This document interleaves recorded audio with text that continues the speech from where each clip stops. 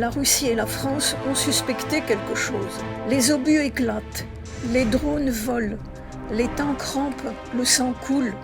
Les ultimatums fusent, accompagnés de fausses accusations et d'exigences irréalisables. Toute cette agitation et ces hauts cris, c'est seulement un rideau de bruit, un paravent. Des attaques ciblées qui s'égarent, ça n'existe pas. Et des drones presque au-dessus de Yerevan, c'est une délicieuse grimace du rampant maléfique. L'enfant de 6 ans blessé dans son village en Iran, c'est aussi une délicieuse grimace. La Turquie a décidé d'ôter ses gants et d'agir. Il s'avère qu'elle dispose de plusieurs cartes. Et voilà que la petite Artsar se met en travers de la route du futur dragon, qui a besoin aujourd'hui ne serait-ce que d'une victoire, même petite. La Syrie, la Libye, Chypre n'ont été que des revers. Cette provocation puissante et bruyante se déroule et au vu et su de la terre entière, comme le son de la cloche précursant le début d'une procession triomphante à travers le monde. L'Iran, la Russie et la France ont flairé quelque chose.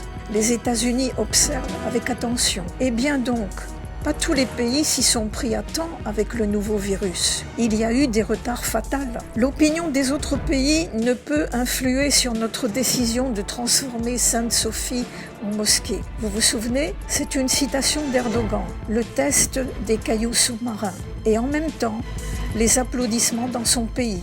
Et un point de marqué, un autre gant à relever. Ankara est le partenaire de Moscou en politique et en affaires. Le gazoduc et la vente d'armes sont plus importants que le devenir d'un musée. La réaction de Moscou, comme celle des autres pays, est molle. Mais Erdogan vise plus loin. Il regarde jusqu'où il peut défier l'OBCE, comme ça, sans en avoir l'air, plutôt pour prouver quelque chose. Vis-à-vis de l'Iran, il a d'autres plans, avec la France d'autant plus. Après, les USA et les autres, et Israël. Il était au courant, il est possible qu'il utilise les ambitions turques. C'est une partie de billard destinée à quoi? On parle du péril d'une 3e aventure turque mondiale, faire chavirer la barque. Le 29 octobre est le jour anniversaire de la République turque, depuis l'année 1923. Erdogan a décidé de se concocter un cadeau, sans doute pour le centenaire. Si le pays tient bon, il y a 100 ans, il a tenu bon. La Russie révolutionnaire, par hasard, l'y a aidé. Et cette fois-ci, qui l'aidera? Et l'aidera-t-on?